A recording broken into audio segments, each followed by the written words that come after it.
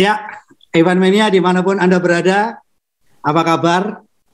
Sudah 7 harinya GP Abu Dhabi. Apapun, kita sudah menyaksikan perang bintang di sana dan kalau kita ngomongin saja nggak ada habis-habisnya, tetapi menurut saya nggak ada yang kalah, nggak ada yang menang karena dua-duanya hebat antara Lewis Hamilton dan Max Verstappen. Tetapi yang saya ingin kulik di sini adalah saya ingin tahu tanya kepada Asa. Toto waktu itu pede sekali. Saya akan membawa ke pengadilan, saya akan mencari lawyer. Ini lawyernya dari Inggris siapa sih, Sa? Benar ya, itu dari Inggris ya? Katanya ya, lawyer olahraga gitu ya? Iya. Iya kan? Lawyer yang pernah ngurusi sepak bola juga. Sepak bola ya, Manchester City apa-apalah gitu. Ya. Tetapi ternyata itu hoax ternyata. Yang dibawa bukan lawyer dari Inggris, teman-teman, atau Evan Mania. Ternyata Toto sudah menelpon lawyer dari Indonesia. Karena di Indonesia dia tahu ada LBH, Lembaga Bantuan Hamilton. Nah dia makanya pede sekali gitu kan. Nah ini kalau pakai LBH menang ini. Karena sudah jelas namanya Lembaga Bantuan Hamilton. Tetapi yang cukup menarik, Red Bull juga tidak diam gitu kan. Red Bull juga sempat mengancam. Kalau sampai saya di pengadilan kalah, dia akan cabut. Dan ini juga tidak main-main. Investasinya Red Bull gede sekali, sudah diarahkan ke Indonesia. Dia nanti akan membesarkan karapan sapi di Madura. Udah, Red Bull ikut balapan sapi aja di Madura daripada di F1 nggak jelas gitu katanya seperti itu. Evan Mania dimanapun Anda berada, yang jelas masih banyak yang harus kita kulik karena dari ribuan orang yang terlibat di dalam Formula One, ternyata hanya 4-5 nama yang sempat menjawab, yaitu Max Verstappen, Lewis Hamilton, Messi. Nah ini Messi ini juga Asa tahu sendiri di Twitternya itu semua tagarnya adalah Messi suruh turun kan, out kan, ya suruh out gitu kan. Ya. Tetapi juga ternyata penggemar Messi di Indonesia banyak sekali ternyata, bukan tagar. Messi telah menjadi bubur katanya, itu plesetan dari nasi telah menjadi bubur katanya, itu adalah orang-orang yang melawan. Kemudian juga ada Messi, kemudian juga ada presiden baru, dan disinilah kesempatan kita untuk mengulik pada Asa selama seminggu ini apa yang Asa dapatkan, karena jujur banyak hal yang menurut saya masih penasaran untuk diomongin. Pertama yang kita omongin Max dulu, saya ini sebenarnya layak nggak sih? Ya. Jadi Mas Dewo, jangan kemana-mana juga, Mas Dewo janji ada kuis di akhir nanti. Jadi iya. Nanti dari kita juga kita tambahin. Jadi nanti ikuti sampai akhir, nanti kuisnya ada di akhir. Ikuti. Mungkin kita mulai langsung dengan foto resmi penutup 2021, yaitu Max Verstappen memegang piala Formula One World Champion, resmi jadi juara dunia. Ini diserahkan Kamis malam waktu Inggris waktu Eropa, Kamis malam waktu Eropa, dan saat itu benar-benar sudah selesai semua, udah game over, udah resmi selesai, Max Verstappen jadi juara dunia. Kenapa? Karena Rabu malamnya, semalam sebelumnya, Mercedes sudah resmi membatalkan niat untuk menggugat. Karena kan setelah Grand Prix Abu Dhabi itu, sebenarnya Mercedes sudah menyampaikan niat untuk banding, dan dia punya waktu sampai Kamis malam untuk melanjutkan bandingnya. Ya. Tapi pada Rabu malam diputuskan tidak melanjutkan bandingnya, sehingga tidak ada lagi sengketa, dan Max Verstappen resmi jadi juara dunia Formula 1 2021. Jadi case close, debatnya nggak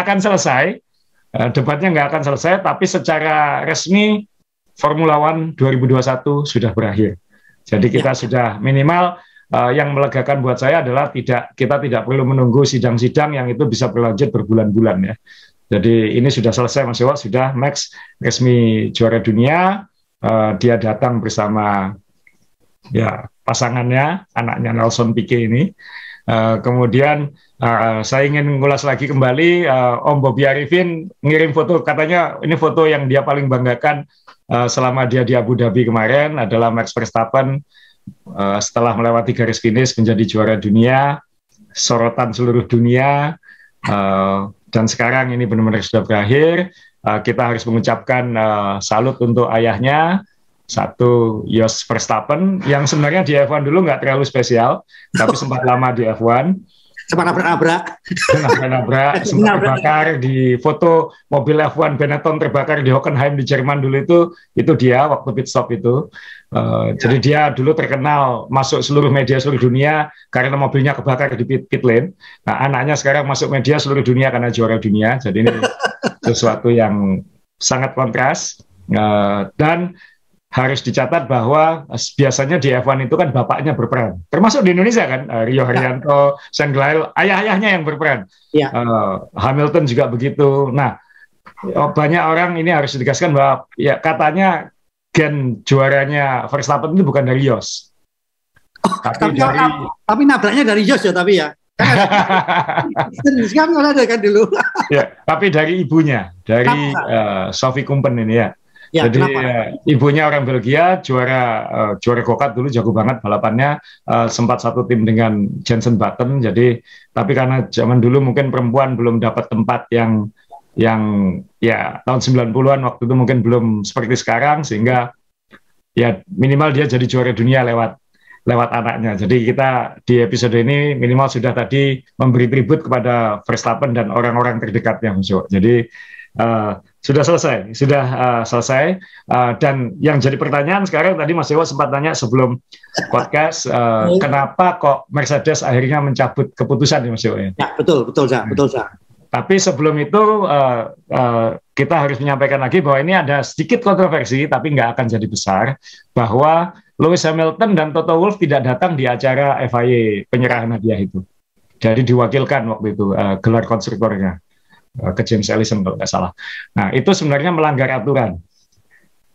Jadi Hamilton mungkin teman-teman ngikuti ya, Hamilton setelah dari Abu Dhabi langsung kembali ke Inggris dan dia resmi ditasbihkan sebagai Sir Lewis Hamilton.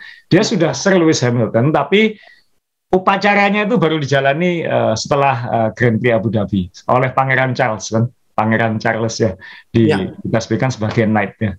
Jadi dia jadi resmi Sir Lewis Hamilton, ini dengan ibunya, Carmen namanya. Jadi mungkin banyak yang lupa Lewis Hamilton itu mixed race ya, jadi ibunya bule, bapaknya kulit hitam. Ya. Nah ini jadi kalau lihat mukanya ya dia punya penghargaan yang lebih besar lagi dari Inggris mungkin untuk karena kalau nggak salah hanya ada 4 pembalap dari Inggris, Damon Hill aja nggak dapat. Jadi dia punya sesuatu statusnya di Inggris sangat-sangat tinggi.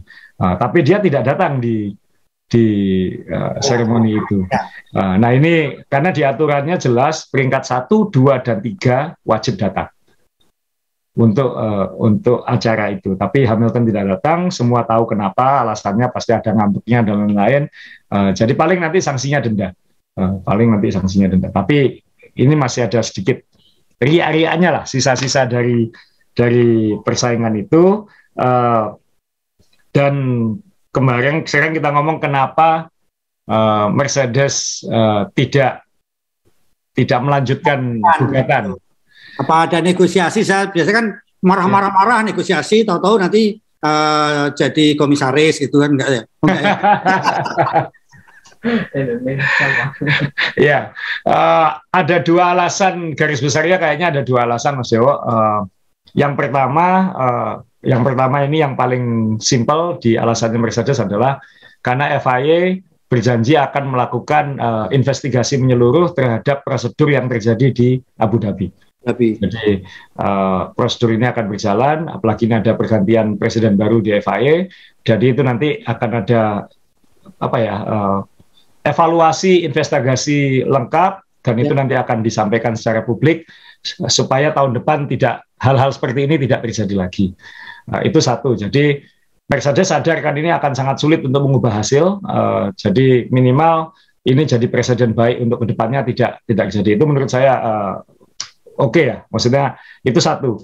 Yang kedua, katanya sih memang Hamilton tidak ingin jadi juara dunia lewat pengadilan, dan itu yang kita harus respect total adalah setelah Grand Prix Abu Dhabi itu Hamilton terlihat sangat gentleman ya, maksudnya terlihat sangat menurut saya namanya akan melambung tinggi. Jadi kadang-kadang kita harus jadi play victim ya, harus jadi korban untuk jadi lebih terkenal kan kayak gitu. Nah, dia ini sudah sangat terkenal, tapi kan selama ini dia terkenalnya adalah kamu terlalu dominan sehingga banyak yang ingin dia kalah. Tapi dengan cara ini dia dapat simpati dua-duanya, jadi dia akan makin melambung. Sehingga setelah ini dia tidak akan lagi diperlakukan seperti kamu terlalu berkuasa. Enggak. Jadi kalau dia tahun depan jadi juara dunia, orang akan lebih respect lagi. Jadi kadang-kadang kita lupa bahwa Hamilton dulu setengah mati untuk jadi juara dunia kali pertama, tapi ketika dia terlalu sering jadi juara dunia, dia jadi antagonis malah di F1 kan. Kan ada ungkapan kiasan cukup terkenal, Mas Yo. Kita bisa berjuang menjadi pahlawan, tapi kalau kita stay terlalu lama-lama kita jadi musuhnya. Ini kan biasanya berlaku untuk penguasa kan ya. Kalau dia terlalu lama jadi presiden, terlalu lama jadi raja, maka dia pada suatu titik akan berubah menjadi musuh. Nah ini yang dialami Hamilton sekarang, tapi dia sudah melewatinya karena dia sudah pada fase sekarang mendapat respect banyak orang. Jadi ya kadang-kadang memang hidup itu kan seperti itu. Nah, di sisi Mercedes, saya yakin Mas Yowo, saya yakin mereka sangat memikirkan hal marketing dan lain-lain. Memang ada yang komen gini, ini kalau kayak gini terus Mercedes bisa ngamuk, mundur, lalu nggak ada pabrikan mau masuk F1. Jangan salah, F1 sekarang pada posisi tidak butuh pabrikan masuk. F1 sudah meraih popularitas luar biasa pada titik di mana dia tidak lagi bergantung pada pabrikan. Ya. Mercedes mau mundur, silakan. Honda mundur, silakan. Renault mundur, silakan. Kita akan bikin mesin-mesin independen untuk menyokong tim-tim ini, dan ini tetap akan jadi F1. Jadi jadi argumen bahwa ini akan sudah tidak berlaku. Buktinya F1 sekarang melambung bukan karena Mercedes. Kalau zaman dulu waktu era Toyota, BMW kan marketingnya F1 ini banyak disupport oleh pabrikan itu yang mempromosikan F1. Tapi sekarang F1 sudah berpromosi sendiri lebih hebat daripada pabrikan-pabrikan ini. Sementara pabrikan-pabrikan ini sedang di persimpangan jalan. Masa depan kita gimana? Karena Eropa dalam waktu dekat sudah melarang mobil bensin. Ya. Sehingga harus ada investasi. Jadi mereka memikirkan masa depan kita ini pada generasi baru pengendara yang tidak peduli dengan masa lalu, yang lebih peduli lingkungan, yang lebih lebih tidak butuh mobil. Ya. Jadi dia akan memikirkan itu. Sedangkan F1 sudah meraup ini, sudah merangkul ini lewat generasinya Verstappen. Gitu. Nah, jadi argumen itu, jadi Mercedes pasti mikir kalau ini kita lanjutkan, nama Mercedes akan bukan berarti tambah jelek Mas Yowo, tapi nama disangkut pautkan dengan kemelut atau dengan sengketa itu kan nggak baik. Ya. Jadi saya yakin ada pertimbangan marketing bahwa udahlah kita ngalah saja, nggak apa-apa, kita mencoba menggandeng besarnya market baru F1 ini untuk kedepannya kita bagaimana. Jadi pasti ada pertimbangan kayak gitu dalam waktu singkat. Jadi kayak pernyataan Toto bahwa saya setuju dengan perubahan di FIA. Ini sudah menunjukkan bahwa kompromi tapi juga tidak mau ngalah 100%, ya kan? Ya kan tinggal cari solusi yang mengenakan saja. Iya, karena juga saya setuju dengan Asa tadi, kalau misalnya tim pabrikan itu sekarang masih merasa dominan, berkuasa, saya pikir benar. Mungkin Mercedes mau pergi, silahkan. Kenapa? Wong Ducati aja bisa mensuplai 8 tim gitu kan? Iya. 8 tim banyak lah, 8 pembalap. 8 tim ya, gitu. Jadi intinya nggak takut ya, intinya nggak takut itu ya. Saya. F1 sudah nggak tahu. F1 sekarang dalam posisi terbaiknya mungkin dalam sejarah, Mas. Dia benar-benar dalam 5 tahun terakhir memposisikan diri bagaimana kita ke depan tidak bergantung pada hal-hal yang dulu dulu membuat F1 bergantung, kira-kira kayak gitu. Hingga dia bisa menciptakan dirinya sendiri. Sehingga saya aja sekarang udah nggak pernah mempermasalahkan lagi soal bunyi mesin, Mas Yo. Karena kan satu sudah nerima bahwa masa depannya tidak akan ada mesin nyaring lagi. Ya, di sisi lain, balapannya sudah menarik tanpa bunyi mesin. Jadi F1 sudah bisa membalas semua skeptis-skeptis itu dengan suguhannya yang luar biasa. Dan sekarang kita konten-konten F1 ini kan nggak ada habis-habisnya kan kayak gitu. Nggak ada habis-habisnya. Jadi ya luar biasa lah buat F1. Jadi ini selesai. Dan jangan lupa juga Mas Yo, bahwa Mercedes pasti sadar bahwa pembalap paling populer di dunia sebelum jadi juara dunia adalah Max Verstappen. Hasil surveinya Formula One sendiri. Dari ratusan ribu responden. Jadi kalau kita lihat reaksi-reaksi di internet, itu kan seperti ada kayak ada gairah baru tentang F1, ada juara baru. Jadi bahwa Max diuntungkan oleh situasi, ya Red Bull mengupayakan tapi diuntungkan oleh situasi, itu bukan masalah. Max juara dunia dan itu adalah hasil kalau pemilu itu pilihan populer. Jadi pilihan populer. Dan bicara soal pilihan populer, saya memasukkan grafis nih Mas Yo. Ini surveinya Autosport. Mohon maaf saya tidak tulis Autosport di situ. Tapi ini surveinya Autosport, pasti media balap paling populer di dunia. Dan mereka setiap tahun mensurvei hanya 10 bos tim. Jadi yang orang paling puncak. Jadi kalau di Mercedes ya Toto Wolff, ya kan kayak gitu-gitu. Jadi benar-benar orang paling puncak disurvei siapa pembalap terbaik di F1 tahun ini. Dan caranya adalah dikasih 2 poin seperti balapan itu. Jadi kalau dipilih nomor 1 25 poin, nomor 2 18 poin seperti itu. Dan hasilnya, tapi ini Mattia Binotto nggak ikut katanya. Dari Ferrari tidak ikut memilih, mungkin nggak sempat disurvei atau apa. Jadi yang memilih hanya 9 bos tim. Berarti dalam hal ini pasti Christian Horner ikut, pasti Toto Wolff ikut, ya kan?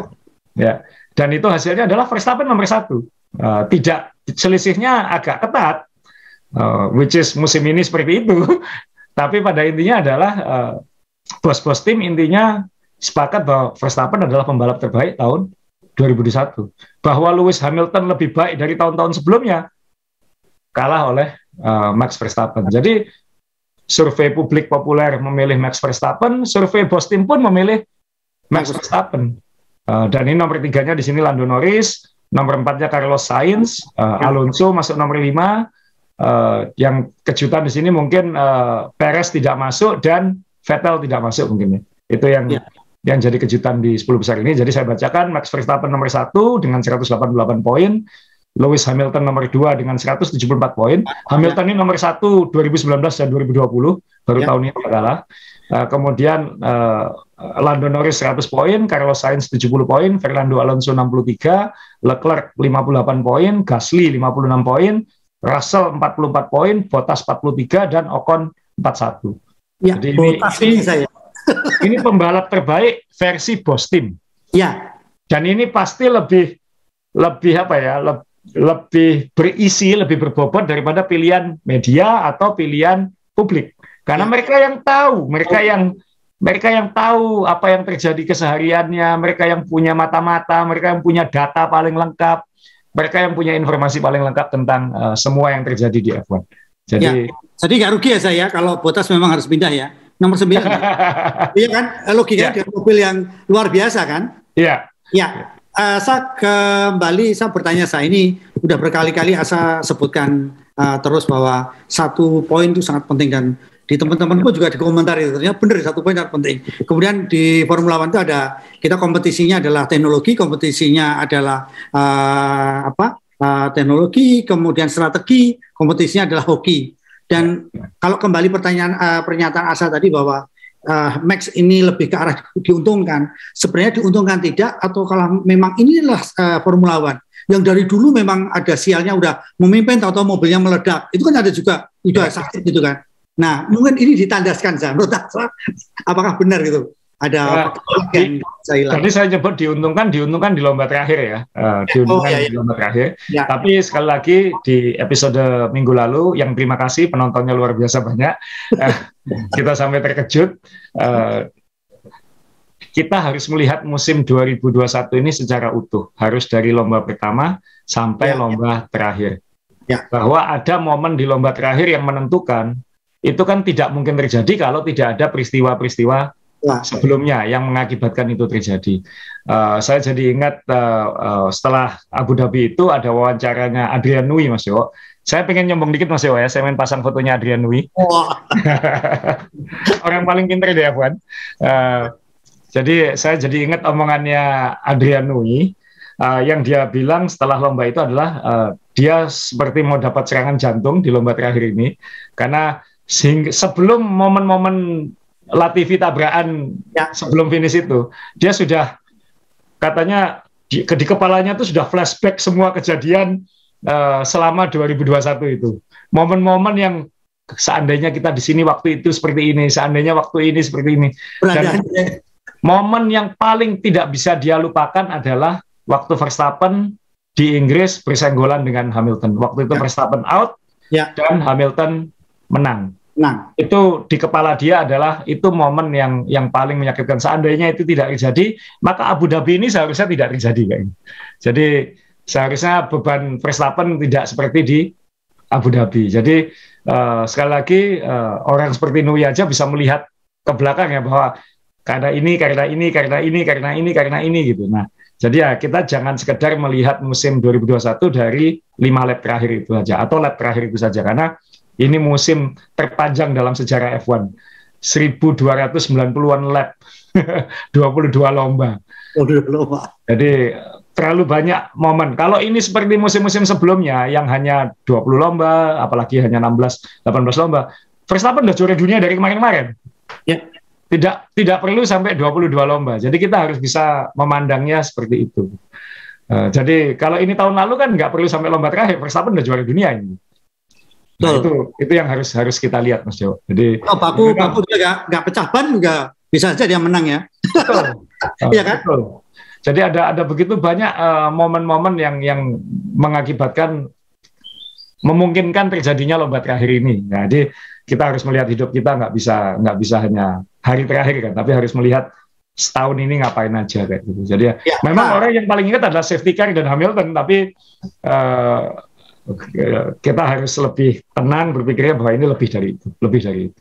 Ya, untuk memuaskan batinku yang masih penasaran. Itu masih penasaran gini, sorry ini mungkin teman-teman saya mungkin terlalu F1 casual ya, tapi nikmati F1 yang penting ke sirkuit, masuk ke toko merchandise, nonton, makan-makan, minum udah seneng kalau orang sudah ke sirkuit itu kan. Nah, itu masih penasaran gini, kenapa waktu apakah ini kesalahan ada di timnya Mercedes? Pertanyaan saya adalah kenapa waktu Max Verstappen ganti ban hard, kemudian Checo menahannya, kenapa waktu itu Max Verstappen juga tidak mengganti ban gitu? Karena ini menurut saya kan selalu jual beli selalu jual beli pit stop gitu. Nah, itu yang apakah itu kalau seandainya memang tidak perlu Max Verstappen ganti soft di akhir, jadi bannya sama-sama hard tapi agak press, sama-sama press. Sebenarnya apa yang dilakukan oleh Mercedes waktu itu, Satu aja. Sebelum ini harus ditegaskan lagi, Mas Dewa. Memang kadang kalau penggemar kasual sangat sulit melihat situasi selain yang dilihat di TV ya, Mas Dewa. Ya, betul ya. Sehebat-hebat apapun komentator saat live, dia kan tidak punya data juga yang live, yang langsung bisa menjabarkan. Dia fokus ke satu hal, ternyata yang lain seperti ini, kayak gitu. Mungkin perlu ditegaskan lagi bahwa dalam lomba kemarin situasinya memang itu sebenarnya strategi battle. Jadi begitu Hamilton menang start, berarti ini sudah Red Bull harus memikirkan strategi bagaimana mengejar atau mengalahkan Hamilton. Minimal saat pit stop kalau tidak bisa di lintasan. Berarti kan kita familiar dengan istilah undercut, berarti pit stop sebelum. Dengan harapan dengan ban lebih fresh bisa nyalip setelahnya. Kita familiar dengan istilah overcut. Justru kita pit stop setelah pesaing. Dengan harapan kita bisa membangun jarak sebelum menjaga posisi. Nah, ketika Grand Prix Abu Dhabi itu, kalau ibaratnya main catur, Mas Dewo, antara Red Bull dengan Mercedes, ini sama-sama sudah pada fase sekat-sekakan gitu. Saling kunci. Jadi khususnya pada dua pit stopnya Verstappen itu kan, yang dia ganti hard lagi saat virtual safety car, lalu saat dia ganti ban soft saat safety car terakhir. Nah, pada dua momen itu sama-sama saling kunci. Red Bull strateginya gampang. Hamilton ngapain, saya sebaliknya. Sedangkan Mercedes, dia sulit Mas Yo. Dia yang terkunci malah. Kalau aku begini, dia begini. Kalau aku begini, dia begini. Jadi dalam hal ini, hunternya lebih enak gitu. Jadi kalau kita main catur, posisi Red Bull dan Verstappen-nya lebih enak. Ayo mau ngapain kamu? Kayak gitu. Nah, kalau waktu virtual safety car, kalau nggak salah waktu itu Hamilton sudah terlanjur melewati pintu masuk pit kalau nggak salah. Jadi dia harus menunggu satu lap lagi. Nah, Verstappen kebetulan masih bisa dan Red Bull dengan cepat bilang masuk kayak gitu. Nothing tulus kan. Red Bull dalam hal ini nothing tulus. Verstappen masuk, ganti ban, lebih fresh dengan harapan bisa ngejar. Ternyata nggak juga kan kayak gitu. Ya. Kemudian safety car, Latifi tabrakan, safety car kurang 5 lap. Nah ini Red Bull nunggu, Mercedes ngapain? Mercedes nggak pit stop. Oke, kita pit stop. Pokoknya apa yang dilakukan Mercedes, Red Bull sebaliknya. Udah gitu aja sebenarnya. Kalau kita main catur tinggal kamu gini, aku gini. Kamu gini, aku gini. Mercedes nggak punya pilihan. Kalau Hamilton saat safety car itu masuk pit, ya. Red Bull tidak akan pit. Dan itu berarti Red Bull akan di depan dengan ban hard yang mungkin memang lebih lama daripada ban barunya Hamilton, tapi tidak seaus bannya Hamilton. Kan lebih irit 20-an lap itu bannya. Jadi mungkin masih bisa bertahan juga gitu. Dan kalau bertahan tabrakan, Verstappen yang diuntungkan gitu. Jadi dalam hal ini Red Bull nothing tulus. Jadi akhirnya waktu itu Hamilton tidak stop, Red Bull gambling lagi. Langsung masuk, pasang ban soft, dengan harapan safety car-nya bisa berakhir sebelum lomba dan bisa menyalip di lintasan. Jadi itu aja. Simpel banget sebenarnya. Kalau main catur tinggal kamu gini, aku gini. Kamu gini, aku gini. Nggak ada pilihan. Hamilton kan nanya, kenapa kita nggak stop? Lewis, kalau kita masuk, mereka akan ngambil track position. Udah gitu aja. Jadi kayak aku mimpin, tapi di belakangku ini ada kayak target panah gitu. Iya betul. Jadi sudah ada senapan mesin ya. Iya. Jadi moga-moga teman-teman bisa mendapat penjelasan lebih anu. Jadi kalau melihat balapan itu kita harus pit stop itu seperti itu. Apalagi kalau dua kekuatan yang relatif imbang. Dia ngapain, aku ngapain. Dia ngapain, aku ngapain. Aku ngapain, dia ngapain. Itu selalu jadi pertimbangan. Ya. Dan hebatnya lagi memang ini sekali lagi ini jalannya Max Verstappen, jadi walaupun dia tertinggal tapi tetap posisi nomor 2. Bayangkan kalau dia ganti ban misalnya dia masih nomor 3 atau 4, itu kan tinggal satu lap mungkin dia akan, ini memang udah jalannya. Kedua juga Bottas tidak berperan aktif dalam harusnya Mercedes kan melihat kenapa Bottas tidak berperan aktif di depan itu juga sebenarnya. Ya kan? Dengan berbagai alasannya Mas Yowo, apakah mesinnya lama atau apa itu urusan teknis, tapi bayangkan seandainya kemarin 4 Red Bull dan Mercedes itu tarung semua di depan, mungkin nggak seperti ini juga. Jadi Bottas tidak berperan. Ironis mengingat sejak awal musim sebenarnya Bottas lebih berperan daripada Perez. Tapi di akhir musim Perez lebih berperan. Ya, itu yang itu balapan. Katanya masih kan. Ya. Toto, we went motor racing. Sama satu lagi Mas Yowo, saya nggak tahu ya kan, saya juga lama di olahraga juga. Ini saya mau pasang fotonya Toto ya. Kalau kita dengar radio sepanjang lomba itu, Mas Dewo membedakan omongannya Horner dengan Toto seperti apa? Cara Toto dan Horner ngomong ke Masi seperti apa? Ada satu yang ya Toto rasanya lebih berkuasa ya. Lebih emosional, berkuasa. Lebih arogan kan ya? Ya intinya ya dia lebih. Sementara pembalapnya juga sama, terlalu banyak ngomong di radio gitu. Max Verstappen ini kan silent kan, udah kalau perlu aja dia ngomong, kalau perlu dia ngomong gitu kan. Kalau Asam lihat gimana? Manusia Mas Dewa ya, manusia. Kalau saya jadi wasit, kalau ada pelatih yang ngomel-ngomelnya kasar segala macam, ada pelatih yang ngomongnya lebih halus, saya lebih mendengarkan yang mana Mas Dewa? Yang halus, manusiawi. Horner ngomongnya lebih santun di radio, neken tapi santun, neken tapi santun. Toto keras. Ya. Nah, kalau orang Jawa bilang budrek Mas Dewa yang dengerin kayak gitu. Jadi jangan-jangan itu alasan ya, kita nggak tahu ya, kita ngomong faktor X manusia, tapi harus diingat juga bahwa cara menyampaikannya Red Bull dengan cara menyampaikannya Mercedes waktu itu beda banget. Nah itu yang mungkin mungkin di mindsetnya masih, kan kita nggak tahu, ini kan segalanya harus dibuat dengan cepat kayak gitu. Jadi, nah ini kita harus ngomong berikutnya Mas Yo, apa yang terjadi dengan Masi kan Mas Yo? Nah ini sama, makanya kan ini kan ternyata Toto juga sangat luar biasa membawa brandnya itu dengan dibanting, berarti kan, oh ini brand ini kuat. Terus kemudian saya lihat sisi marketing Toto marah, jadi jam tangan juga ikut diiklankan karena ini jam tangan mahal, hanya siap tahan goncangan dan tahan benturan gitu kan. Gila ya, terus itu sampai gila ya, marketingnya itu cerdas. Ini orang ngamuk, kok enggak ada iklan dari Indonesia Adem Sari ya gitu kan. kita ke Masi ini. Jadi terima kasih Masi, Anda telah mempromosikan makanan khas Indonesia, nasi goreng, jadi sangat terkenal. Nah, ini nasibnya gimana Asa, kalau orang melihat kayak kemarin posisi dia itu benar atau salah, atau menurut Asa apakah dia sudah secara resmi dia tidak melanggar aturan kan Mas Yo?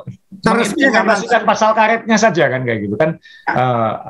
Jadi secara prosedural dia tidak ada yang salah, secara aturan dia terlindungi semua. Yang kita sudah bahas pekan lalu itu kan. Jadi pasal ini udah di-cancel, pasal ini sudah di-cancel oleh pasal ini. Saya nggak akan bahas lagi, bisa nonton lagi yang minggu lalu. Ya, dan paling sekarang yang kita tunggu adalah investigasinya FIA itu. Kemudian presiden barunya nanti political will-nya seperti apa. Tapi dari sisi Masinya sendiri, dia melakukan apa yang dia bisa lakukan. Ada yang bilang membandingkan dengan Charlie Whiting dulu, nggak bisa dibandingkan karena Whiting dulu radionya nggak terakses seperti itu kan ya. Teror dari tim tidak seperti itu, bukan era media sosial. F1 sangat menutup diri dari media sosial, malah lebih apa ya, autokratik, malah lebih diktator F1-nya dulu. Nah ini di tengah-tengah tekanan seperti ini masih, dan target utama race director kan satu, balapan berlangsung.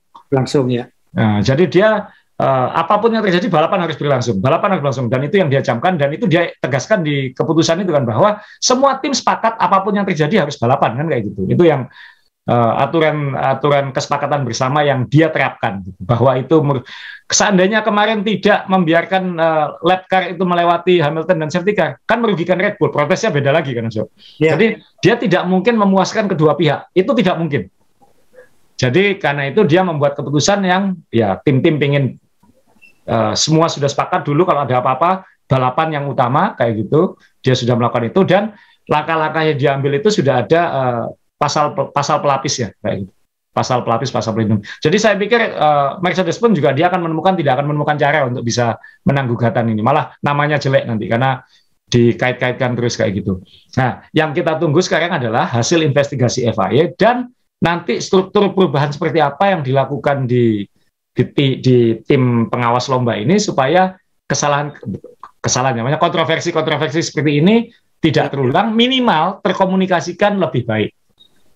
Karena kan semuanya dalam waktu begitu cepat kan harus dibuat keputusan. Nah, ini yang kita tunggu karena mungkin banyak yang belum tahu kalau Jean Todt masa jabatannya sebagai presiden FIA sudah berakhir. Tidak diperpanjang ya saya? Dia sudah 2 kali kalau nggak salah. Oh ya. Dia sudah. Kalau lama berkuasa banyak musuhnya tadi ya. Ya. Berkuasa banyak. Jadi dia sudah berakhir dan dia mengakhiri dengan luar biasa. Ya. Kemudian dan transisi era dari bensin ke elektrik, dia transisinya kan Mas Yo. Ya. Jadi dia menjadi transisi yang baik karena di era dia ada Formula E, ada yang berkembang, kemudian ada Extreme E, F1 kekeh dengan hibridnya, jadi tetap menuju masa depan. Jadi dia dalam hal ini dia menjalankan fungsinya dengan sangat baik menurut saya. Dan orangnya dari dulu kan gitu, nggak banyak ngomong, nggak banyak tapi tegas, dan ya di Ferrari dulu kan seperti itu juga, ada mantapnya kalau membuat keputusan kayak gitu. Nah penggantinya ini orang UAE, Uni Arab Emirat, Uni Emirat Arab, WAA, dan orang Arab pertama yang memimpin FIA, dulu pembalap juga, namanya Mohammed bin Sulayem, dan umurnya udah 60-an juga, dan dia bilang dia akan berhenti dari semua pekerjaannya, dia akan 100% jadi presiden FIA. Saya nggak tahu itu baik atau buruk, kita belum tahu nanti seperti apa eranya dia nanti. Ironis mengingat dia dari negara yang kaya karena minyak, balap mobil dari dulu besar karena minyak, ini ke era di mana balap mobil itu besar tanpa minyak. Itu yang dia harus hadapi ke depan. Jadi dan dia sudah bilang akan membuat prosedur-prosedur untuk memastikan itu tidak terjadi. Sama sekali tidak menyinggung apakah masih akan diganti atau tidak. Sulit kan cari gantinya Mas Yohan. Tapi seperti yang kita bicarakan pekan lalu, media-media Inggris pun sebenarnya dingin menanggapi ini bahwa masih ini justru butuh disupport. Jadi mungkin nanti masih ini timnya kecil melawan Mercedes yang timnya besar melakukan analisis, Red Bull yang timnya besar melakukan analisis, sehingga dia kalah kekuatan gitu, kalah data, kalah simulasi, kalah brain power segalanya. Nah ini akan diperkuat mungkin di tim pengawas lomba. Jadi saya nggak yakin masih akan diganti.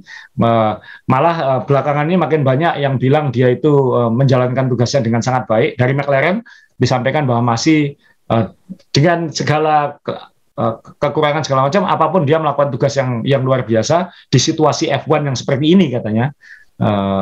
Kemudian Gerhard Berger, mantan pembalap lama itu juga menyampaikan dukungannya, dan malah Norbert Haug, mantan bos Mercedes dulu waktu zaman McLaren, itu juga menyampaikan masih telah melakukan tugas yang baik di tengah tekanan dan situasi yang dihadapi. Nggak yakin orang lain bisa berbuat sama seperti masih. Jadi ya mungkin ini butuh waktu aja lah untuk cool down, untuk lebih tenang kayak gitu-gitu. Jadi ya saya pikir nanti tidak akan terlalu banyak perubahan di perwasitan. Jadi saya yakin nanti masih akan tetap jalan. Kalaupun enggak, nanti akan ada struktur baru yang entah nanti posisi dia seperti apa.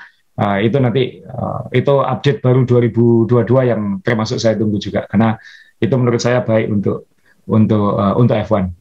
Ya.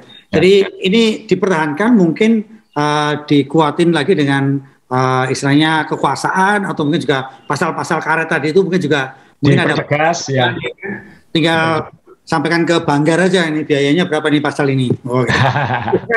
FIA berani nggak ini? Kan yang membuat pasal siapa itu? Ya pasti FIA Mas. Kan nanti ada sporting regulation itu pasti tim wasitnya ini akan bicara membahas khusus soal regulasi. Ya tentunya dengan masukan tim-tim juga bagaimana supaya ini tidak terjadi. Jadi apapun ini akan baik untuk F1 ke depan. Apapun ini akan baik. Ya, jadi silakan kalau masih studi banding soal kan perlu studi banding kalau gitu. Nah, kemudian studi banding gitu. Studi banding kemana nih? Udah Formula One ini. Nah,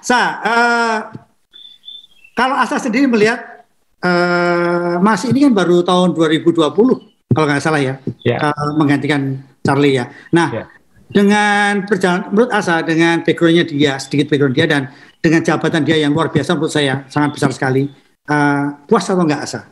Saya sih karena nggak ada bandingannya Mas Dewo, ya mau nggak mau harus menerima kan. Nggak bisa bilang puas, nggak bisa bilang nggak puas. Ya. Karena kan nggak ada mau dibandingkan dengan Charlie Whiting. Beda Mas Yo. Charlie Whiting dulu jauh lebih berkuasa daripada dia. Karena Charlie Whiting dulu punya kuasa terhadap urusan teknis. Jadi Whiting bukan hanya mengatur sporting regulation, dia bisa menjatuhkan sanksi teknis. Kayak gitu. Nah, dia masih ini nggak bisa, masih hanya sportingnya aja. Ya. Jadi untuk urusan teknis dia harus melemparkan ke orang lain kayak gitu. Nah, jadi dalam situasi ini dia belum ada contohnya. Dia yang pertama setelah Whiting puluhan tahun Mas Yo, di F1 kan nggak ada gantinya. Ya Mas Yo bilang tadi mau dibanding kemana? Semua balapan lain juniornya F1. Nah gitu. Jadi dia ini sebenarnya wasit murni pertama sebenarnya, karena Charlie Whiting dulu pasti nggak ada sekolah wasitnya kan, dia pasti langsung oh ya aku kayak gitu kan ya, karena dia ikut ngawali regulasinya segala macam, jadi aku yang ngawasi kayak gitu, dan dia jadi dianggap bijak dan lain-lain karena ya umur, karena dia udah merasakan segala kontroversi ini dulu gitu. Nah masih ini kan timnya Whiting yang dipercaya untuk melanjutkan Whiting, berarti kan harusnya dia orang yang paling utama kayak gitu. Ya. Nah, tinggal kalau masih mau diganti siapa Mas Yo? Wasit sepak bola Indonesia. Dikit-dikit penalti, ya enggak gitu. Nah, saya ini asas setuju juga ini kan di antara yang menonton podcast kita ini kan ada anak-anak muda, dan kemarin juga sempat saya baca komen-komennya. Sekali lagi terima kasih ya, luar biasa, kita Saya pun juga nggak ngira waktu Asa ngajak bikin podcast, yuk kita ini sudah pensiun lama di F1. Cuman saya pun terakhir nonton langsung di sirkuit tahun 2018 karena ya F1 Mania Surabaya ini kan casual kan, sukanya keluyur-keluyur, yang penting nonton ke sirkuit itu kan. Sementara kalau kita buka F1 Mania Facebooknya, F1 Mania Indonesia, ada F1 Lovers Indonesia, itu kan juga dalam semua diskusinya itu dalam-dalam gitu. Kita ini lahir di Surabaya, istilahnya cuma cekikian, seneng. Oh ya mau kan kita dapat ilmu. Nah, Asa setuju nggak ini anak muda rugi kalau nggak nonton Formula One tahun ini, karena bagaimana Red Bull ini contoh banteng atau sapi ketaton yang tidak boleh menyerah sebelum mendapatkan hasil. Kan ini semangat ini yang harus kita pelajari sebagai anak muda, toh saya. Apapun semua olahraga harusnya mengajarkan itu, Mas Yo, ya, seperti kita. Kasus yang kemarin ini kan, Red Bull dia akan melakukan segalanya sampai benar-benar tidak mungkin. Kan itu yang harus dilakukan, Mas Yo. Ya, anak muda juga itu. Dan itu semua pujiannya bilang kayak gitu, Pak. Red Bull apapun melakukan segala hal. Kalau kemarin Red Bull sudah menerima kekalahan di tengah lomba, ya dia Max Verstappen tidak akan dalam posisi bisa menantang di lap terakhir, kan kayak gitu, Mas Yo. Iya. Dan Max juga anak muda yang menunjukkan bahwa tidak ada kata menyerah sebelum bendera dikibarkan kan, itu kan. Coba kalau dia misalnya 10 lap udah ngelokro kan, udah malas gitu kan. Iya kan, ini enggak kan, dia fighting terus serang terus kan. Nah, saya pun jujur, anak saya ini kan kebetulan ngikutin F1 tapi sedikit sekali, karena sahabatnya yang namanya Galuh itu paling suka dengan Tsunoda. Jadi selalu tanya, bapakmu siaran nggak, bapak ayahmu nggak, terus ini selalu komentar kan. Saya selalu tanya, saya bilang rugi kalau kamu nggak nonton balapan Abu Dhabi kemarin. Itulah anak muda, saya ulangi, bagaimana melawan sesuatu yang sudah ini kokoh. Established. Ya kan, ternyata bisa kan gitu.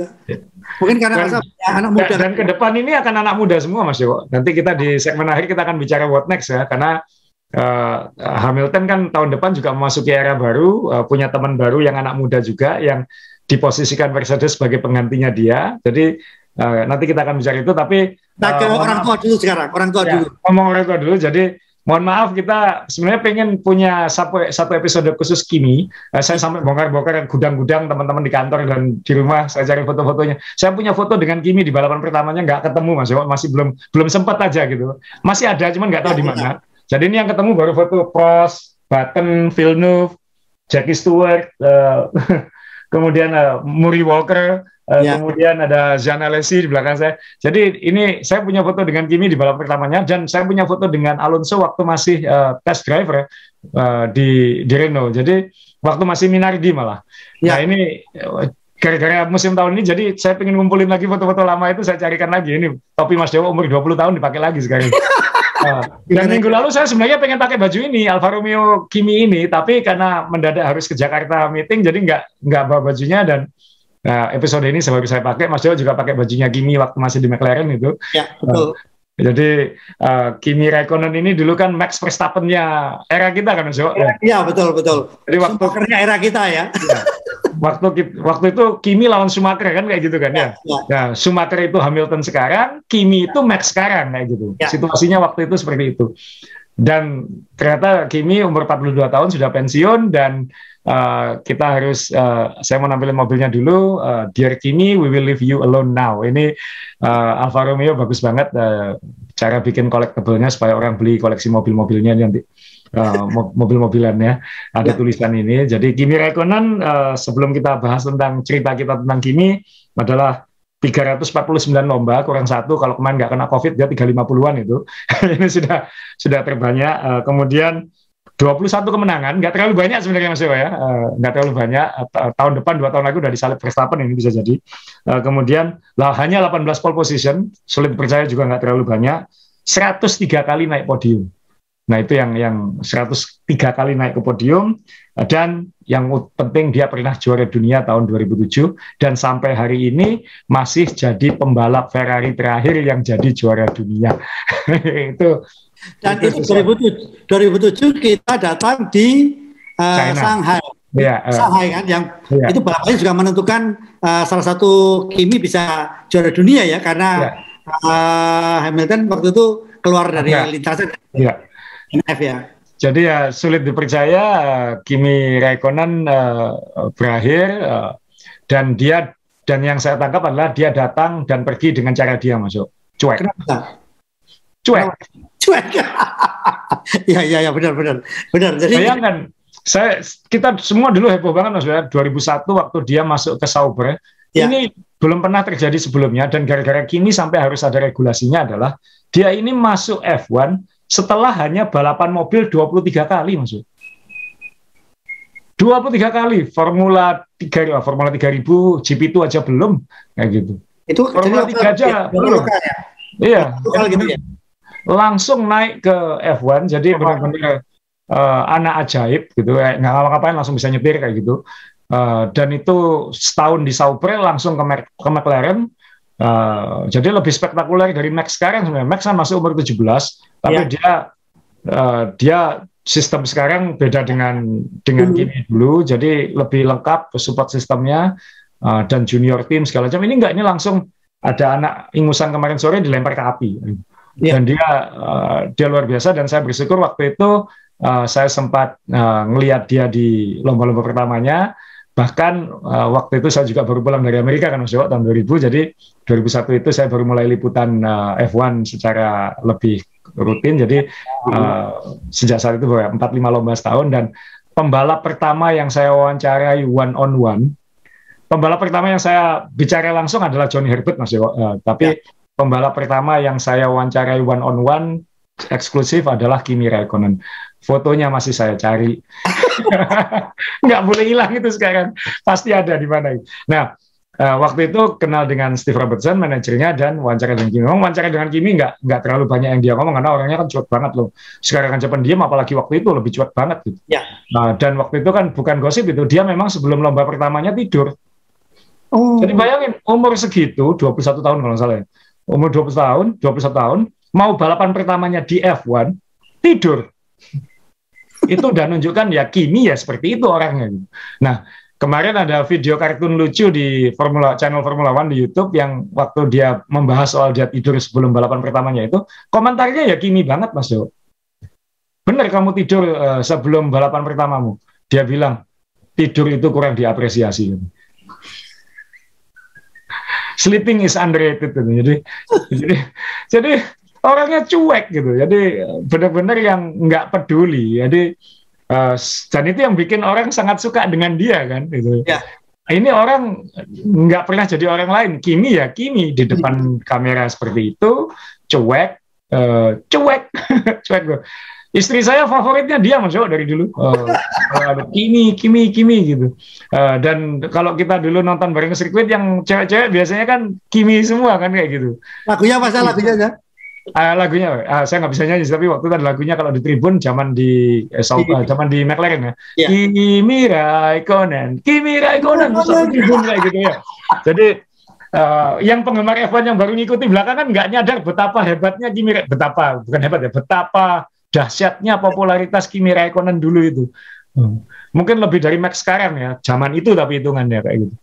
Dan ya tadi setahun di Sauber langsung di McLaren. Sayang dia nggak pernah jadi juara dunia di McLaren, karena dia masuk McLaren di saat situasi McLaren barusan ditinggal Adrian Newey, kemudian mencoba sistem manajemen strukturnya yang sangat kompleks sehingga bingung sendiri satu engineer dengan yang lain, problem ketahanan mobil, mau bikin mobil sampai nggak jadi dibikin balapan, harus pakai mobil tahun sebelumnya diupdate lagi. Jadi Kimi ini nggak pernah dapat peluang yang benar-benar utuh di McLaren. Ada saja masalahnya kayak gitu. Jadi itu dia senang sama sponsornya waktu itu, Johnny Walker kan, hobinya. Jadi memang mobilnya kencang, meledak, jalan kaki ke pedok gitu kan. Jadi Johnny Walker ya. Johnny Walker, ya. Jadi tragis memang dia di McLaren nggak pernah juara dunia ya. Untung dia pernah minimal dia pensiun pernah juara dunia ya. Di Ferrari. Meskipun di Ferrari mungkin generasi sekarang lebih mengingat dia sebagai pembalap kedua ya, karena kan dia bersama Vettel bertahun-tahun hanya menang satu kali di Amerika yang kemenangan terakhirnya itu. Ya. Jadi ya itu Kimi Räikkönen. Jadi kalau wawancara ngomong ya sepatah-sepatah. Jadi kalau yang dulu kan beritahu tulis belum ada media sosial Mas. Ini apa yang ditulis gitu kan, akhirnya lebih banyak cerita situasi daripada omongannya dia gitu. Ya. Tapi ya itu Kimi, dan dia tidak pernah berubah saat balapan dihentikan, situasi genting, pembalap lain fokus di mobil, dia keluar ngambil es krim. Ya kan? Ya itu Kimi Räikkönen, dia tuh benar-benar nggak peduli dengan sekelilingnya. Jadi di Iceman beneran kan, dingin gitu. Maksudnya tidak terpengaruh oleh apa-apa ya udah gitu. Di dikasih informasi di radio bilang leave me alone, I know what to do kan ya gitu. Jadi ya itu Kimi Raikkonen dan orang-orang seperti ini sudah nggak ada lagi dia, bukan nggak tahu ada lagi apa nggak nanti kayak. Ini semua sekarang sudah dimasukin chip, jadi harus nurut dari manajemen ya. Dan ini kan seperti yang dilakukan kembali ke Max juga nurut aja kan. Kalau Lewis kan sempat ayel-ayelan ganti ban atau enggak, gitu kan sempat Lewis. Itu kan kalau ya mungkin masih produk lama ya. Yang produk baru kan nurut semua. Ya itulah Kimi. Jadi ya kangen juga nanti kalau nggak ada Kimi. Dan dia mengakhirinya di Alfa Romeo ini kan Sauber juga Mas. Jadi Sauber itu Sauber sebenarnya. Sauber ya benar. Ya, dan ada beberapa orang yang di Alfa Romeo ini yang ada waktu dia pertama masuk F1 dulu itu masih ada beberapa orang. Jadi benar-benar endingnya awal dan endingnya itu di tempat yang sama. Ya kita kangen Kimi lah. Tapi yang saya kaget Mas Dewo satu adalah ternyata Kimi itu family man ya. Ya. Saya ingat dulu kan dia kan nakal semaunya. Cerai kan dengan yang istri pertamanya dulu itu. Ternyata dia family man banget sekarang gitu. Ya, jadi, karena ada pensiun demi keluarga ya saya. Iya. Dan dia, kamu nanti nggak bingung, Mika. Dia nanggapi komentarnya Mika Hakkinen. Mika Hakkinen kan katanya setelah pensiun itu, Mika Hakkinen dulu kan pensiunnya kan tidak langsung pensiun kan. Dia pertama pengen istirahat dulu, tapi kemudian memutuskan pensiun kan kayak gitu. Ya. Karena stresnya F1 itu dia pengen istirahat dulu, nanti balik atau tidak urusan nanti. Tapi pada akhirnya dia memutuskan pensiun. Ya. Nah. Waktu itu kan si Mika Hakkinen bilang yang paling sulit adalah menyesuaikan diri dari yang semuanya diatur, semuanya serba siap, jadi harus orang biasa. Nah, Kimi bilang, loh saya justru ingin segera jadi orang biasa. Karena saya justru ingin tidak punya jadwal. Saya justru ingin bangun tidur, ya sudah sama anak-anak, sama keluarga nggak ngapa-ngapain. Jadi ya ini memang spesimen yang berbeda nih orang satu ini. Memang jadi ya spesies yang unik. Jadi ya itulah Kimi. Mas Yo, gimana kesannya Kimi? Ya, saya termasuk aliran karena casual ya. Waktu itu di Surabaya, Evan Mania Surabaya bilang bahwa ini the next Michael Schumacher. Ini. Jadi ya saya terpaksa buka tabungan saya punya koleksi ini, saya masih ingat ini. Bajunya, potongannya baju Kimi waktu itu, ingat gak itu? Iya, ada potongan bajunya ya. Harganya udah mahal sekali menurut saya waktu itu. Mahal sekali. Saya kepingin sekali karena ada potongan bajunya Kimi, dan memang Kimi ini menurut saya ya, saya nggak rugi beli ini. Ternyata Kimi termasuk pembalap sukses menurut saya. Aku bilang dia hanya membalap juara dunia 1 kali, tapi kalau menurut saya bukan itu yang saya lihat, karena dia bisa bertahan lama di Formula One. Menurut saya ini luar biasa. Bertahan lama dan fansnya banyak dan loyal kan Mas Yo? Ya, benar Sa. Benar Sa. Jadi saya juga ada foto di Sepang itu dari Finland. Benderanya udah kumuh, itu ada tulisannya Mika Hakkinen, ada Kimi, ditulis pakai spidol. Saya sampai gini ya fans. Makanya kan kangen sirkuit itu sebenarnya kita kan salah satunya kan kita bisa melihat siapa ngefans siapa gitu kan. Jadi Kimi ini kan selalu ada di mana-mana. Jadi bendera ini selalu ada, biru ini selalu ada di mana-mana ya. Bendera itu selalu ada gitu kan. Nah, memang asal bilang kita punya pengalaman menarik waktu di Shanghai 2007 ya. Waktu itu kan saya juga bisa ya mohon maaf saya menyusup karena ada akses dari ASA. Saya ketemu Kimi, saya minta tanda tangan, saya membuat lukisan, terus saya tulis Kimi, dia tanda tangan, kemudian saya motret berkali-kali Kimi. Saya juga tahu tata caranya bagaimana berhadapan dengan pembalap. Kimi ini kan sempat kalau orang Jawa bilang dikepung sama fans. Dikerubung sama fans di Shanghai. Itu Kimi marah ternyata, dia benar-benar main sikut itu, dia sikut sekali, dia pergi lari itu. Oh, saya langsung membandingkan kenapa dia marah seperti ini ya. Oh, mungkin kalau yang saya lihat di TV itu kan kalau ada orang minta tanda tangan kan berjajar rapi, terus orangnya datang ya kan, saya tanda tangan gitu. Ini kan karena merasa dikepung, dia merasa tidak nyaman, mungkin itu ya. Terus saya juga punya pengalaman menarik ketika di Melbourne 2015, saya bantu ASA liputan. Jadi waktu itu Mauricio ya, bosnya Ferrari ya. Itu Arriva Bene ya.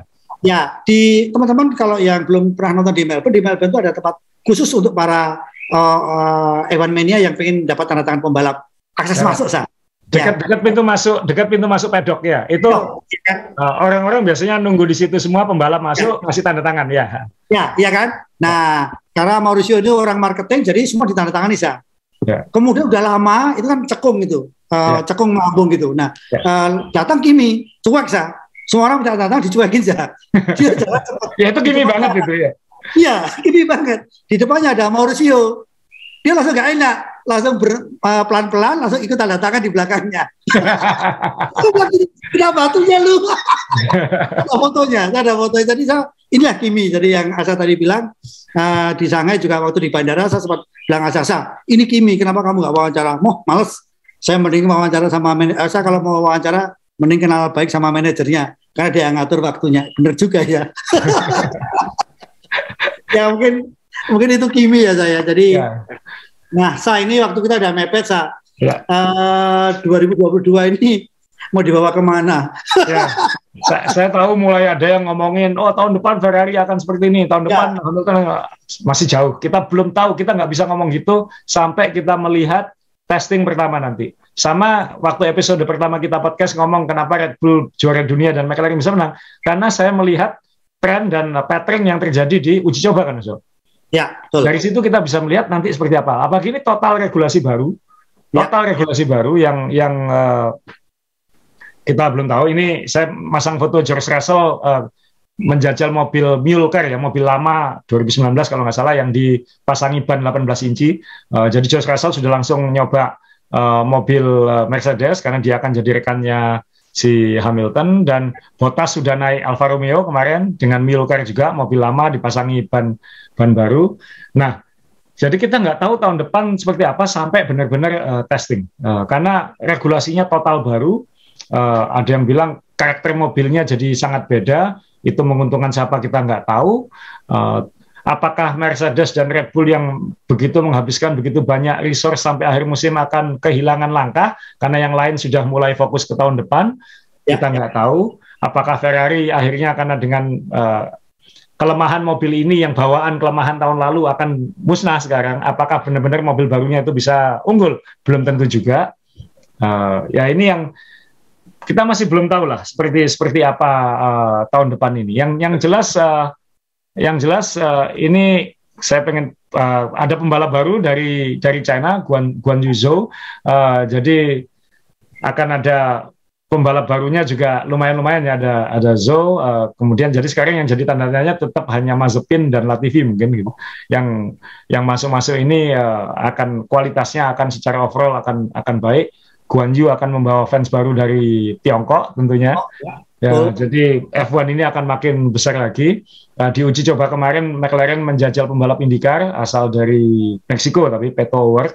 Tapi dia itu terkenal di Amerika. Jadi jangan kaget kalau 2023 atau mungkin tengah-tengah 2022 nanti akan diselipkan pembalap Amerika. Jadi masih terlalu banyak hal yang bisa terjadi pada 2022 untuk bicara seperti apa ke depannya, Mas Yo. Ini yang menarik juga, Lando Norris di Abu Dhabi setelah lomba sempat menjajal tutup ban yang menggunakan LED.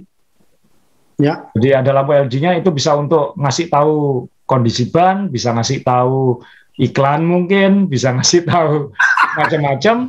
Nah ini sudah dicoba di Abu Dhabi. Jadi masih terlalu banyak hal yang berat. Yang pasti adalah F1 sekarang punya momentum luar biasa yang dibawa dari akhir 2021 ini akan terus jadi perbincangan sampai musim baru nanti. Dan itu nanti saat uji coba pertama bulan apa itu, Februari atau Maret, baru kita akan benar-benar bisa lihat. Nanti kita akan moga-moga nanti kalau kita masih bisa bikin podcast yang populer, kita akan bahas setiap uji coba itu, Mas Dewa, ya, untuk melihat trennya seperti apa. Karena dari situ nanti mungkin semua dukun butuh materi, Mas Yo. Jadi mungkin dari situ akan butuh data-data yang bisa memberi gambaran lah nanti 2022 seperti apa. Jadi jangan terlalu dengarkan dulu Ferrari akan jadi juara. Itu semua kan mimpi. Itu masih angan-angan seandainya. Podcast kita kayaknya lebih realistis daripada kebanyakan, Mas Yo. Jadi kita ikuti terus nih tren-tren ke depan ini. Saya kira F1 akan libur dulu sampai tahun baru. Setelah itu kita akan menangkap siapa tahu ada bocoran-bocoran update mobil atau situasi-situasi yang memberi pertanda 2022 seperti apa. Ya. Jadi nanti kita masih what next-nya apa? Ya. Kita anggap kertas kosong dulu. Ya. Kita senangkan hati kita dulu dengan musim ini dulu lah. Itu ya. Senangkan atau melupakan kesedihan atau cuci otak atau apa. Ya. Januari kita tunggu, Februari kita tunggu update dari FIA seperti apa. Kita tunggu sporting regulation yang baru seperti apa. Kita tunggu technical regulation yang baru seperti apa. Seperti saya sampaikan sebelumnya, buka FIA.com, nanti regulasi tahun depan itu kita semua bisa download. Jadi nanti ayo kita jadi fans yang informatif, fans yang punya knowledge gitu, bukan sekedar asal ngomong berdasarkan omongan yang lain lagi, tapi download yang 40-an halaman per regulasi, kita punya materi siap-siap dari situ. Ya, jadi yang menarik tutup banyak Lando ini, kalau teman-teman mau pesan siapa tahu nanti dipasang di mobil kita, ada informasi tambal ban berapa kilometer lagi, tambal ban berapa kilometer, jadi kalau di jalan aman. Yang jelas F1 Mania, benar kata Asa, jadi Asa juga butuh waktu untuk belajar dulu untuk menjalankan profesi dukunnya. Kalau hanya tanpa dasar mungkin sulit sekali, tapi yang jelas F1 Mania ini sebagai rasa terima kasih. Maaf saya ini di IG saya, nanti saya akan bikin kuis, tapi kalau yang komentar di podcast mungkin kita masih ada kaosnya Asa yang itu temanya kaosnya Asa itu kan mobil-mobil klasik, mobil-mobil yang Asa senang, warna-warnanya itu ada di situ semua. Nanti kalau dari saya gampang Mas Dewa, nanti teman-teman yang komen di bawah yang mungkin bisa menambah sesuatu masukan-masukan untuk kedepannya atau apa, nanti kita pilih lah siapa saja yang komen, kita pilih nanti mungkin 3 orang kita kirimi apparel Azaware yang Racing Heritage yang terinspirasi mobil-mobil F1 lama favorit saya. Itu dari saya gampang, cukup di channel ini saja. Dari Mas Dewo nanti harus ke IG-nya Mas Dewo ini. Ya, karena saya bilang undinya di situ. Jadi ini tetap ada 2 maskernya Ferrari yang katanya mau juara dunia tahun depan, insya Allah. Kemudian ada kaosnya F1 Mania Surabaya. Ini logo ini sudah berapa tahun ya kita pakai saya? Waduh, udah 20 tahun lebih. Nah ini juga ada 2. Nanti akan kita undi di @Dewo Pratomo IG-nya. Pertanyaannya saya sampaikan hanya di sini, tidak di IG saya, karena IG saya ada yang seneng karena pertemanan bola, ada pertemanan sepeda, tapi saya pengen hadiah ini nyampe ke F1 Mania. Jadi pertanyaannya harus dijawab dengan MB, main balap. Ini wajib. Ada MB-nya udah menang dah. Dan mari kita undi. Kalau nggak ada MB-nya, hangus MB. Pertanyaannya adalah siapakah yang memimpin balapan GP Abu Dhabi 2021. Siapakah yang memimpin GP Abu Dhabi 2021? Nah, jawabannya saya bocori. Yang benar adalah Aston Martin. Karena safety car itu yang memimpin balapan, ya kan? Jadi hanya F1 Mania yang nonton podcast ini yang tahu jawabannya. Jadi jawabnya adalah MB Aston Martin. Jadi kalau nanti ada yang jawab orang luar tahunya biarin aja. Berarti dia tidak mendengarkan podcast ini dan belum menjadi keluarga besar kita di sini. Mas Yo, memastikan Mas Yo fotonya. Oh ya, Aston Martin. Iya. Jadi sekali lagi, siapakah yang memimpin balapan di GP Abu Dhabi? Nanti jawabannya hanya Aston Martin. Oke, saya ada lagi teman saya sebelum kita tutup, karena siapa tahu Asa masih ada tambahan lagi untuk. Ya, terakhir untuk teman-teman pendengar, penonton main balap, terima kasih. Nggak kerasa udah 40-an episode Mas Dewo kita podcast soal F1. Awalnya iseng di awal tahun. Ya mohon waktu, kita juga seperti pembalap F1, kita juga banyak kerjaan lain yang mulai sibuk nggak karuan, dan kita mohon libur dulu setelah episode ini. Nanti kita ketemu lagi Januari Mas Dewo ya. Jadi kalau asal libur gini saya seneng. Ya semoga ke Amerika pulang membawa kaosnya, kaos F1, Mercedes F1. Jadi kalau dia libur saya seneng. Karena saya nggak liburan kemana-mana Mas Dewo. Saya ikut menjaga semoga Indonesia tetap terjaga dari next wave. Jadi saya akan liburan di sekeliling sini saja, menikmati sepinya jalan atau kegiatan dengan bersepeda nanti. Jadi izin libur podcastnya sampai Januari. Kasih kesempatan kru-kru kami juga untuk istirahat juga karena sibuk luar biasa. Terima kasih. Nggak terasa episode terakhir minggu lalu luar biasa, ikut mendongkrak episode pertama Mas Dewo. Iya betul. 2 kali lipat lebih. Iya. Jadi, itu aja Mas Dewa. Jadi terima kasih. Moga-moga nggak capek dengerin kita ngomong dan bercanda. Dan harus ingat kita nggak serius di sini. Jadi kita bahasnya secara sesantai mungkin, sedingin mungkin, seseru mungkin. Kalau ada yang di bawah rame nggak terima ya silakan. Tapi kita di sini menyenangi F1 secara fun ya. Tidak kita bukan ultras kan Mas Dewa ya kayak gitu. Oke, F1 Mania, Asa terima kasih teman-teman yang di belakang layar.